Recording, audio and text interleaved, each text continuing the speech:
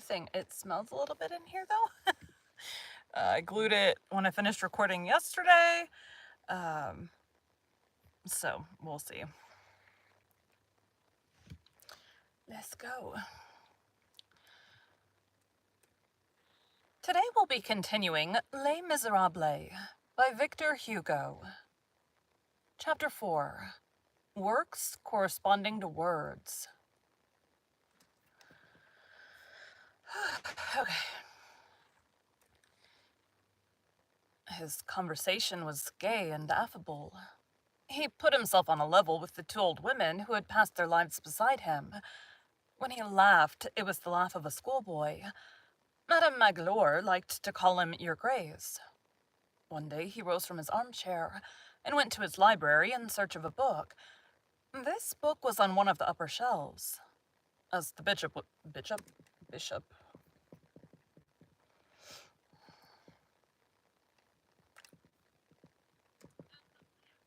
And I had, As the Bishop is the word. As the bishop was rather short of stature, he could not reach it. Madame Magloire, said he, fetch me a chair. My greatness does not reach as far as that shelf. One of his distant relatives, Madame la Comtesse de Lo, rarely allowed an opportunity to escape of enumerating in his presence what she designated as the expectations of her 3 sons. She had numerous relatives who were very old and near to death, and of whom her sons were the natural heirs. The youngest of the 3 was to receive from a grandaunt a good 100,000 livres of income. The second was the heir by entail to the title of the Duke, his uncle. The eldest was to succeed to the peerage of his grandfather. The bishop was accustomed to listen in silence to these innocent and pardonable maternal boasts. On one occasion, however, he appeared to be more thoughtful than usual. While Madame de Lo was relating once again the details of all these inheritances and all these expectations, she interrupted herself impatiently. Mon Dieu, cousin, what are you thinking about? I am thinking, replied the bishop, of a singular remark, which is to be found, I believe, in St. Augustine. Place your hopes in the man from whom you do not inherit. Her name was...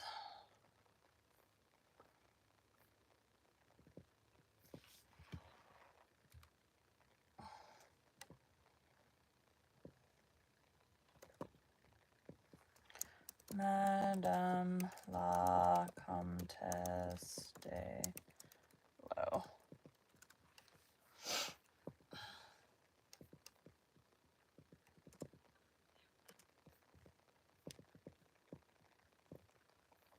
Okay. At another time, on receiving a notification of the decease of a gentleman on the countryside, inherit. At another time, on receiving a notification of the decease of a gentleman of the countryside, wherein not only the dignities of the dead man, but also the feudal and noble qualifications of all his relatives, spread over an entire page. What a stout... What a stout back death has, he exclaimed. What a strange burden of titles is cheerfully imposed on him. And how much wit must men have in order thus to press the tomb into the service of vanity? He was gifted on occasion with a gentle raillery, which almost always concealed a serious meaning. In the course of one Lent, a youthful vicar came to D and preached in the cathedral. He was tolerably eloquent. The subject of his sermon was charity. He urged the rich to give to the poor in order to avoid hell, which he depicted in the most frightful manner of which he was capable, and to win paradise, which he represented as charming and desirable. Among the audience there was a wealthy retired merchant, who was somewhat of a Are you sure?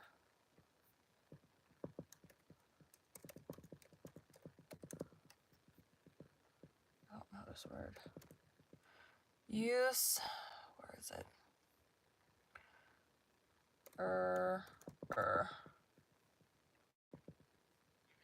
Usurer. who was somewhat of a usurer, named... Nope, that was way too big of a pause. Who was somewhat of a usurer named Monsieur Geberand, who had amassed 2 millions in the manufacture of coarse cloth, serges, and woolen galloons. Never in his whole life had Monsieur Geberand bestowed alms on any poor wretch. After the delivery of that sermon, it was observed that he gave a sou every Sunday to the poor old beggar woman at the door of the cathedral. There were 6 of them to share it.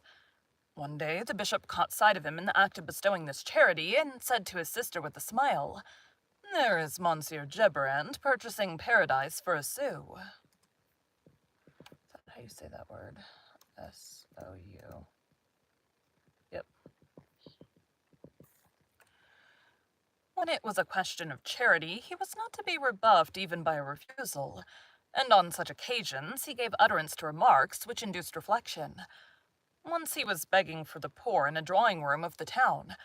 There was present the Marquis de Champtonshire, a wealthy and avaricious old man, who contrived to be, at one and the same time, an ultra-royalist and an ultra-volitarian.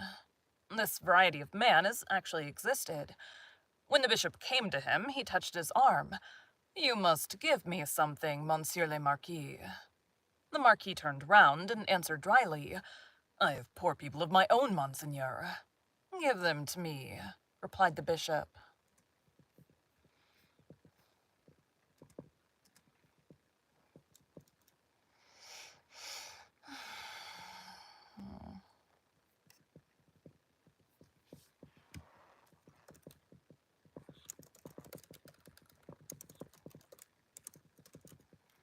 Marquis de...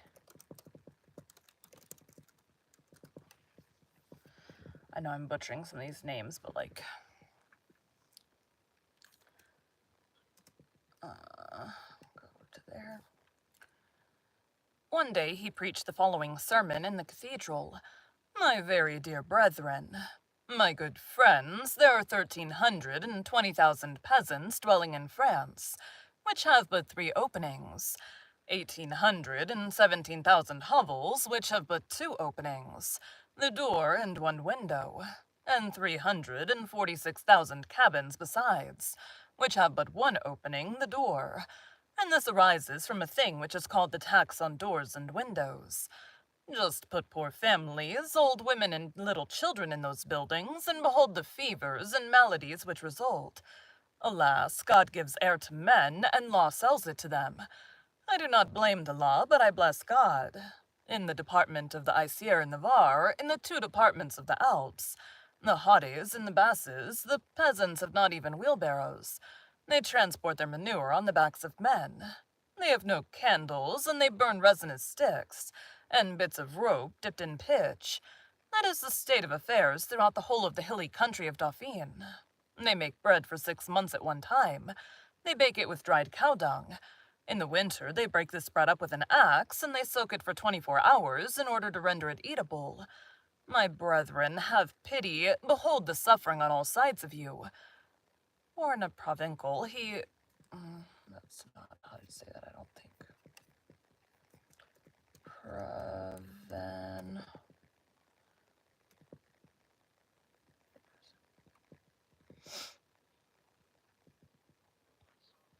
Provençal.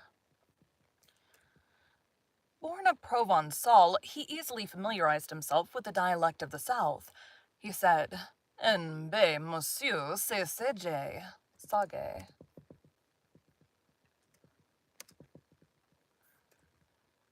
"En bé, monsieur, c'est sage." As in Lower Languedoc. "Ante honoris passe." As in the Basses Alps.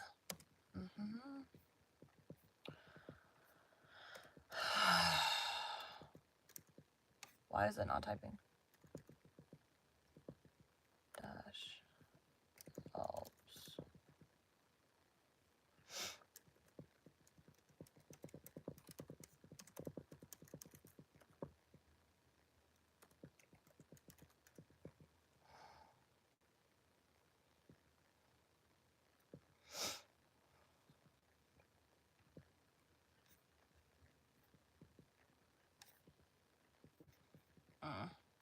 I don't know.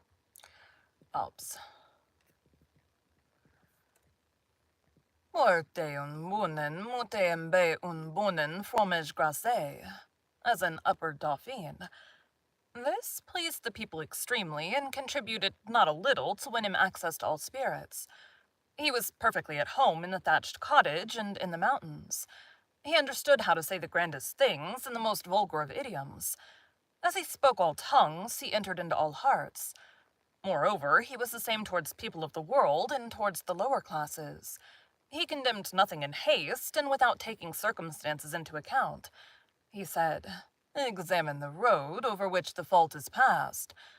Being, as he described himself with a smile, an ex-sinner, he had none of the asperities of austerity, and he professed, with a good deal of distinctness, and without the frown of the ferociously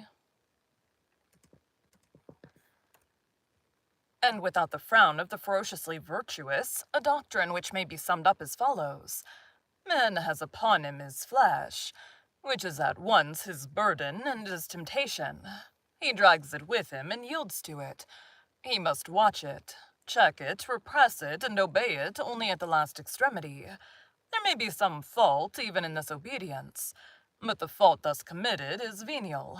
It is a fall, but a fall on the knees which may terminate in prayer. To be a saint is the exception. To be an upright man is the rule. Err, fall, sin if you will, but be upright. The least possible sin is the law of man. No sin at all is the dream of the angel. All which is terrestrial is subject to sin. Sin is a gravitation.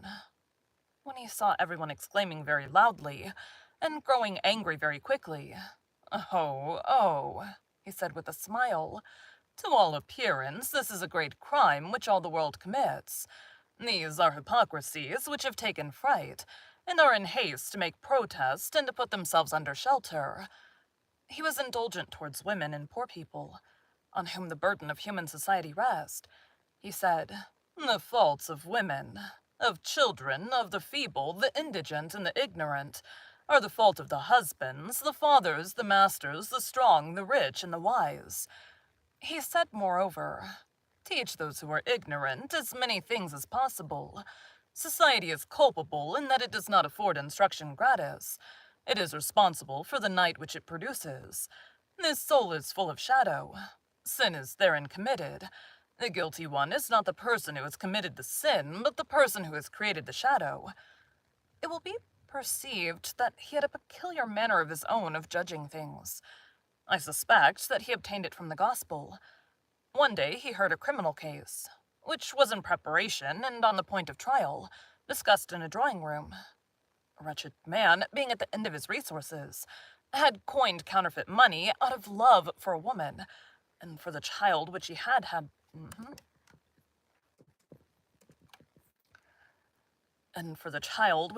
by her. Counterfeiting was still punishable with death at that epoch. Epic is right. The woman had been arrested in the act of passing the first false piece made by the man. She was held, but there were no proofs except against her. She alone could accuse her lover and destroy him by her confession. She denied. They insisted. She persisted in her denial. Thereupon an idea occurred to the attorney for the crown. He invented an infidelity on the part of the lover, and succeeded, by means of fragments of letters cunningly presented, in persuading the unfortunate woman that she had a rival, and that the man was deceiving her. Thereupon, exasperated by jealousy, she denounced her lover, confessed all, proved all. The man was ruined. He was shortly to be tried at Aix with his accomplice. They were relating the matter, and each one was expressing enthusiasm over the cleverness of the magistrate. By bringing jealousy into play, he had caused the truth to burst forth in wrath. He had adduced the justice of revenge. The bishop listened to all this in silence. When they had finished, he inquired, "Where are this man and woman to be tried?" "At the court of assizes." He went on,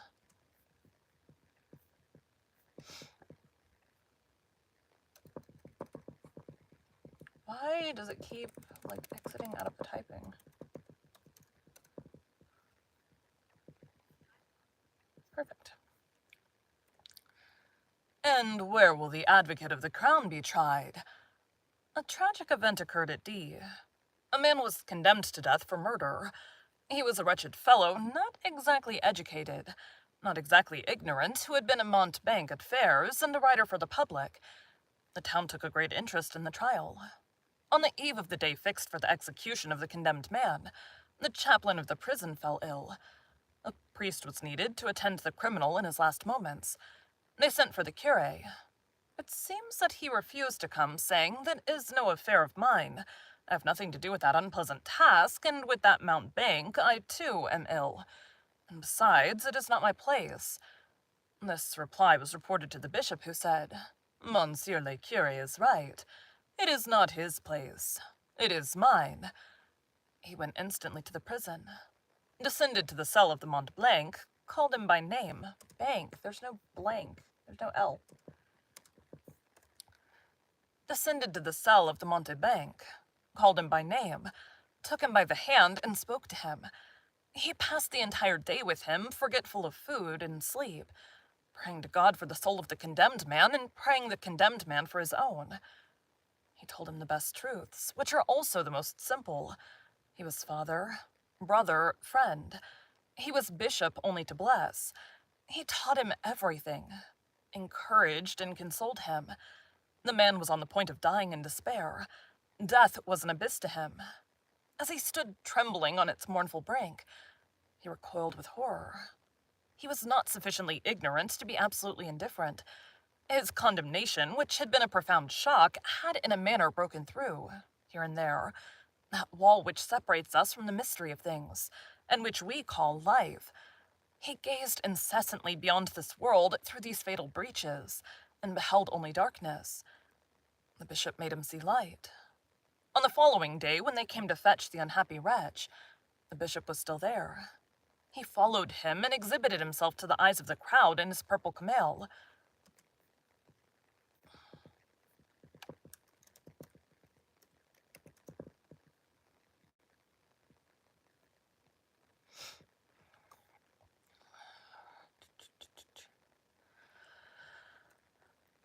And with his episcopal cross upon his neck, side by side with the criminal bound with cords. He mounted the tumbril with him. He mounted the scaffold with him. The sufferer, who had been so gloomy and cast down on the preceding day, it was radiant. He felt that his soul was reconciled, and he hoped in God. The bishop embraced him, and at the moment when the knife was about to fall, he said to him, "God raises from the dead him whom man slays. He whom his brothers have rejected finds his father once more. Pray, believe, enter into life, the Father is there." When he descended from the scaffold, there was something in his look which made the people draw aside to let him pass. They did not know which was most worthy of admiration, his pallor or his serenity. On his return to the humble dwelling, which he designated with a smile as his palace, he said to his sister, "I have just officiated pontifically.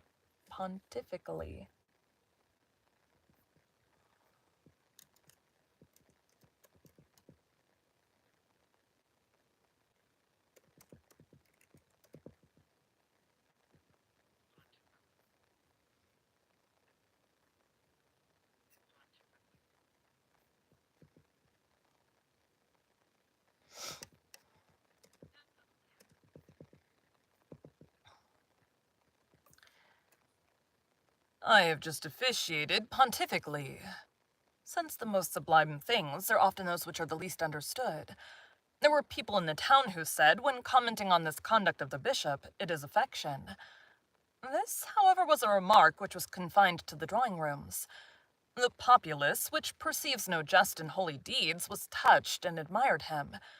As for the bishop, it was a shock to him to have beheld the guillotine, and it was a long time before he recovered from it. In fact, when the scaffold is there, all erected and prepared, it is something about it which produces hallucination. One may feel a certain indifference to the death penalty. One may refrain from pronouncing upon it, from saying yes or no, so long as one has not seen a guillotine with one's own eyes. But if one encounters one of them, the shock is violent. One is forced to decide and to take part for or against. Some admire it, like de Magistre. Others execrate it, like Beccaria. The guillotine is the concretion?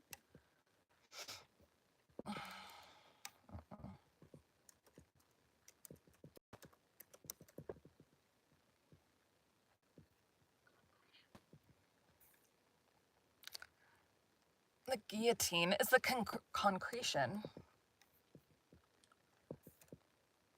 The guillotine is the concretion of the law.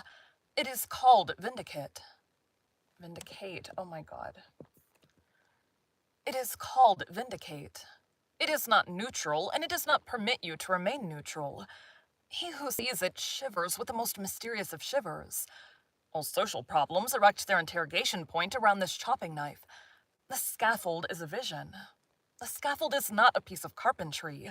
The scaffold is not a machine. The scaffold is not an inert bit of mechanism constructed of wood, iron, and cords. It seems as though it were a being. Possessed of I know not what somber initiative, one would say that this piece of carpenter's work saw, that this machine heard, that this mechanism understood, that this wood, this iron, and these cords were possessed of will. In the frightful meditation into which its presence casts the skull... What the fuck? In the frightful meditation into which its presence casts the soul, the scaffold appears in terrible guise, and as though taking part in what's going on. The scaffold is the accomplice of the executioner. It devours. It eats flesh. It drinks blood. The scaffold is a sort of monster fabricated by the judge and the carpenter, a specter which seems to live with a horrible vitality composed of all the death which it has inflicted. Therefore, the impression was terrible and profound. On the day following the execution, and on many succeeding days, the bishop appeared to be crushed. The almost violent serenity of the funeral moment had disappeared. The phantom of social justice... Nope, that came out weird. The phantom of social justice... The phantom of social justice tormented him. He, who generally returned from all his deeds with a radiant satisfaction, seemed to be reproaching himself. At times, he talked to himself and stammered lugubrious monologues in a low voice. This is one which his sister overheard one evening and preserved. I did not think that it was so monstrous. It is wrong to become absorbed in the divine law to such a degree as not to perceive human law. Death belongs to God alone. By what right do men touch that unknown thing? In the course of time, these impressions weakened and probably vanished. Nevertheless, it was observed that the bishop thenceforth avoided passing the place of execution. Monsieur Muriel could be summoned at any hour to the bedside of the sick and dying. He did not ignore the fact that therein lay his greatest duty and his greatest labor. Widowed and orphaned families had no need to summon him. He came of his own accord. He understood how to sit down and hold his peace for long hours beside the man who had lost the wife of his love, of the mother who had lost their child, and as he knew the moment for silence, he also knew the moment for speech. Oh, admirable consoler! He sought not to efface sorrow by forgetfulness. That came out weird. He sought not to efface sorrow by forgetfulness, but to magnify and dignify it by hope. He said, "Have a care of the manner in which you turn towards the dead. Think not of that which perishes. Gaze steadily. You will perceive the living light of your well-beloved dead in the depths of heaven." He knew that faith is wholesome. He sought to counsel and calm the despairing man, by pointing out to him the resigned man, and to transform the grief which gazes...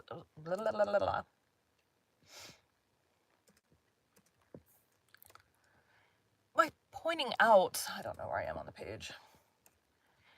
By pointing out to him the resigned man, and to transform the grief which gazes upon a grave. By showing him the grief which fixes its gaze upon a star. Thank you for joining Bite at a Time Books today, while we read a bite of one of your favorite classics. Again, my name is Bree Carlile. And I hope you come back tomorrow for the next bite of Les Miserables. All done. Delete what we just did. That's all I'm doing for today because that was a longer chapter. Tomorrow we'll be doing 2. Anyways, thanks guys.